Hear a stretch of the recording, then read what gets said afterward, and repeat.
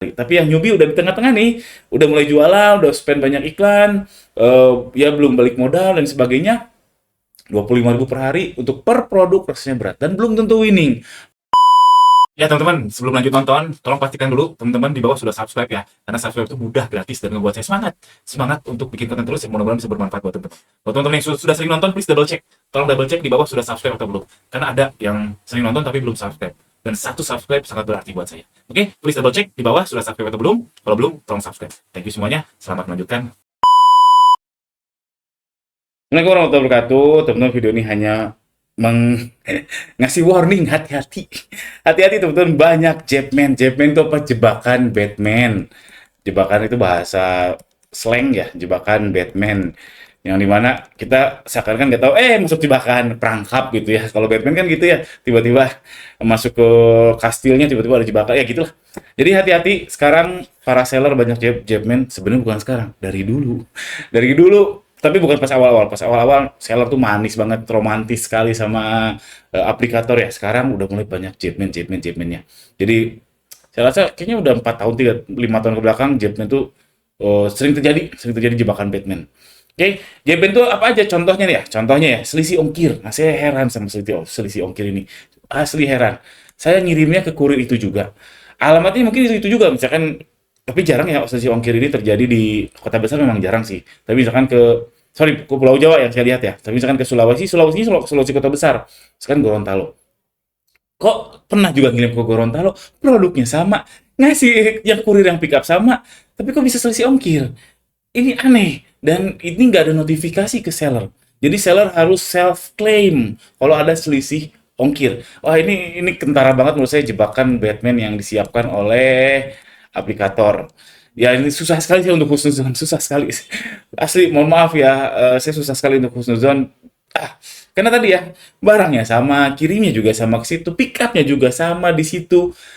Kok bisa beda gitu? Ya, ini salah satu contoh. Terus retur banyak juga jebakannya ya, retur yang fraud, retur yang hilang, banyak macam. Terus campaign misalkan kita submit campaign, kita nggak baca dengan detail, ternyata potongannya gede banget sehingga rugi. Oh, itu wah nyesek banget. Terus ada fitur-fitur yang dipaksa. Contoh paling terbaru adalah fitur 25.000 per hari untuk iklan di Shopee.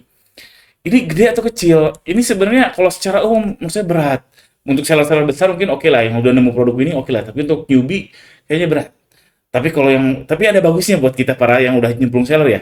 Untuk yang baru mau nyemplung pasti akan mikir berkali-kali. Tapi yang newbie udah di tengah-tengah nih, udah mulai jualan, udah spend banyak iklan, ya belum balik modal dan sebagainya.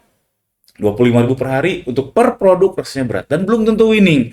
Kalau dipastikan winning ya nggak apa-apa, tapi kalau belum tentu winning, nah ini salah satu jebakan Batman nya. Mungkin kedepannya ada jebakan Batman lain, misalkan promo ekstra sekarang saya lihat sih lumayan pada bagus ya. Saya lihat tiba-tiba 2 minggu lagi jadi pada jelek semua, tapi apa yang diambil oleh Shopee jadi lebih besar, walau alam. Jadi banyak banyak kasus jebakan Batman. Apapun itu kasusnya, saya mau mencoba menawarkan solusi buat teman-teman. Solusi pertama yaitu baca teliti dan pelan-pelan. Jujur, saya juga jarang baca teliti. Saya kalau memang ini udah urgent banget, udah terdengar banyak macam soal hal ini, biasanya saya nggak baca teliti memang. Saya download halamannya atau saya kopas teksnya, saya tanya ChatGPT. Saya ngobrol sama ChatGPT. Oh, ternyata gini, jadi dijelaskan oleh ChatGPT dan kebingungan saya dijawab oleh ChatGPT, dan hal-hal yang ambigu juga akan disampaikan oleh ChatGPT. Jadi bagi saya ChatGPT teman diskusi yang oke banget. Dan wah, nikmat digital mana yang kau dustakan ya teman-teman. Jadi solusi pertama, baca teliti atau pelan-pelan, which is ini saya nawarin solusi which is saya juga jarang melakukan itu. Jadi saya ditemani oleh ChatGPT. Yang kedua, solusinya kaidah saya ya. Setiap ada pop-up, saya tolak. Kaidah saya, setiap ada pop-up, saya tolak. Contoh, belakangan ini pop-up alamat kurir ya, alamat titik lokasi. Itu saya selalu close. Walaupun ini kayaknya nggak ngaruh-ngaruh amat, tapi kaidah saya, setiap ada pop-up di seller center ya, pup gitu, saya kalau ada tombol tolak, tolak. Kalau ada tombol close, close daripada oke. Karena takut aja. Karena tadi saya jarang baca detail, dan kaidahnya kenapa dia nge-pop upin itu kayak mau menjebak, kayak memancing ya nggak? Kayak memancing. Jadi kalau kaidah saya setiap ada pop-up, no. Tapi ya kadang kadang ya di yesin juga kalau lagi agak senggang ya, baca baca teliti baru oh bagus ya, oke di yesin. Oke. Itu solusi kedua. Solusi ketiga, belajar dari yang pernah terperangkap. Makanya penting teman-teman punya banyak teman. Kalau udah ada orang yang masuk lubang, Anda jangan ikutan. Kalau enak, orang lain sudah merasakan lubang tersebut. Kenapa Anda harus nyemplung juga? Nah, salah satu contohnya di sindikat dropship. Nah, saya kan lagi membangun sindikat dropship, komunitas partnership. Jadi kita diawali dengan ternak toko bersama saya dengan Mas Sony sebagai fasilitator. Dan saya sama Mas Sony udah nyemplung ke banyak lubang. Ngapain Anda capek-capek?